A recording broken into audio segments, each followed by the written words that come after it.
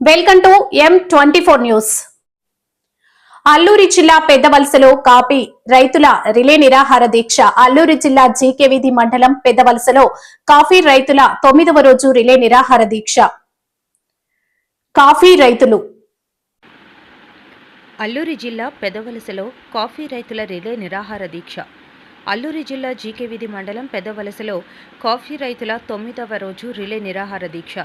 రైతుల పక్షంగా పాల్గొన్న ఉమ్మడి రాష్ట్ర గిరిజన సంక్షేమ శాఖ మాజీ మంత్రి పసుపులేటి బాలరాజు, NH 516 ఈ జాతీయ రహదారి వెడల్పులో నష్టపోయిన 77 మంది కాఫీ రైతులు నష్టపరిహారం తక్షణం ఇవ్వాలి, కాఫీ రైతులకు నష్టపరిహారం చెల్లించాకే పనులు ప్రారంభించాలి అంటూ కాఫీ రైతులు డిమాండ్ చేస్తున్నారు. ఈ సందర్భంగా మాజీ మంత్రి పసుపులేటి బాలరాజు కాఫీ రైతులకు న్యాయం జరిగే వరకు రైతులకు అండగా ఉంటానని ఆయన అన్నారు. కూడా ఇప్పుడంటే ట్రాక్టర్లు, ట్రిప్పర్లు, ట్రిల్లర్లు ఇవన్నీ వచ్చాయి, కానీ పూర్వం అంతా కూడా ఏర్లు అంట మనం ఎద్దులతో దున్నేవాటిని. అది ఒక రోడ్డు దిగి ఎవరి వ్యవసాయ భూమిలోకి వారు వెళ్ళడానికి అవకాశం లేకుండా చాలా చోట్ల పెద్ద పెద్ద గ్రామాల్లో కనీసం సర్వీస్ రోడ్ ఎక్కడ ఏర్పాటు చేయలే.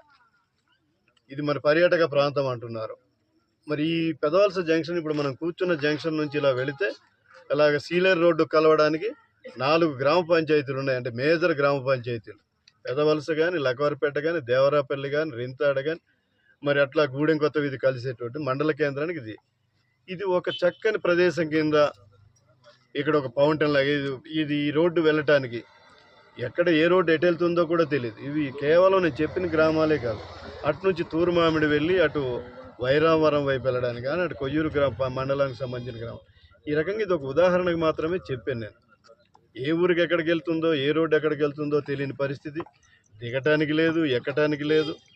ఇప్పుడు అరకులో చూసుకున్నా, లేకపోతే చింతపల్లి మెట్టబంగ్లా దగ్గర చూసుకున్నా, లంబసింగి దగ్గర చూసుకున్నా, ఎక్కడ రాజుపాకల దగ్గర చూసుకున్నా, అలాగే మీకు పెద్దగడ్డ దగ్గర చూసుకున్నా, ఇవన్నీ ఈ మెయిన్ రోడ్ హైవే దగ్గర నుంచి బయటికి పోయేటటువంటి రహదారులు. అవి కూడా సక్రమైన పద్ధతిలో చేయలేదు. ఇవన్నీ కూడా ఇంతకాలం ఎవరు మాట్లాడరు, ఏం చేసినా సాగిపోద్ది అనే పద్ధతిలో జరిగేవి ఇవన్నీ. ఇప్పుడు ఇంతలో చూస్తే నాకు మొన్న 2-3 చెప్పారు, భద్రాచలం, సీలేరు, అటు ఒరిస్సా వెళ్ళాల్సినటువంటి రహదారి మేము చాపరాతిపాలెం వరకు వెళ్ళిపోయామండి, రోడ్డు రింతాడు దాటిపోయి, లేదు రంపుల వరకు వెళ్ళిపోయామండి, పెదవలస వరకు వెళ్ళిపోయామండి, రోడ్డు దాటిపోయి మేము దాటిపోతున్నామండి అని చెప్పేసి. అంటే రింతాడ లాంటి జంక్షన్లో కూడా ఇవాళ సరైనటువంటి బోర్డు పెట్టక, సరైనటువంటి సమాచారం లేక ఇలాంటి పరిస్థితులు. ఇప్పుడు ఏదైతే పెంటపాడు దగ్గర మన దావనాపల్లి కానీ, సిగనాపల్లి కానీ అటు వెళ్ళే రహదారి కనీసం జీప్ దిగడానికి అవకాశం లేదు. చింతపల్లి లాంటి పెద్ద గ్రామంలో ఒక ట్రాక్టర్ బయటికి వెళ్ళగలుగుతుంది, కానీ ఇంకా రోడ్డు దిగి ఎవరు బయటికి పక్కకి వెళ్ళడానికి ఎలాంటి అవకాశం లేకుండా ఈ నిర్మాణం చేపట్టారు. సర్వీస్ రోడ్ లేదు. ఇన్ని ఇబ్బందులు ఉన్నాయి. ఇన్ని ఇబ్బందులు ఉన్నా కూడా ఎక్కడ ఒక సరైనటువంటి సమీక్ష జరగలే.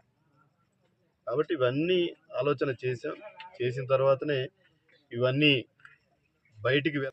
నా పేరు లమ్మసింగి రమేష్ అండి. మాది పెదవలస గ్రామ పంచాయతీ, పెదవలస గ్రామం అండి. మా జిల్లా అల్లూరి సీతారామరాజు జిల్లా గూడెం కొత్త వీధి మండలం అండి. మేము ఇవాళకి 9 రోజుల నుంచి కూడా ఈ రీలే నిరాహార దీక్ష శాంతియుతంగా చేస్తున్నామండి.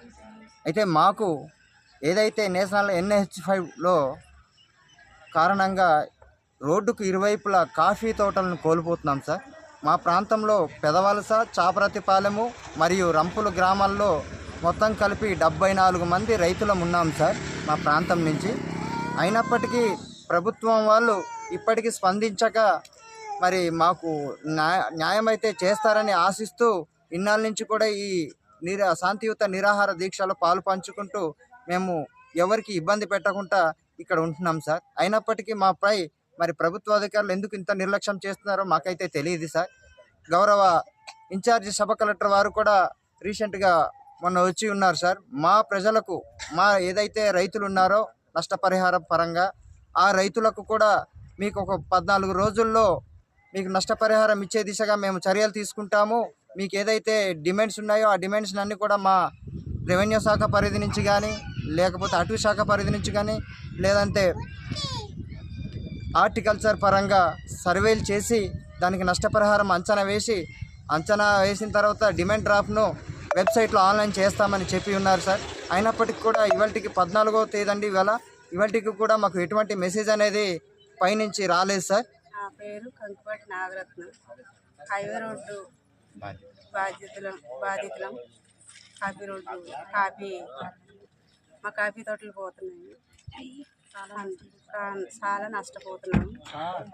ఎన్ని సర్వేలు చేశారండి. సర్వేలు చేసి మాకు హామీ అదే మాకు నష్టపరిహారం వేస్తానని లేదు సార్. అది దానికి మాకు 9వ రోజు నిరాహార దీక్ష వేస్తున్నాము.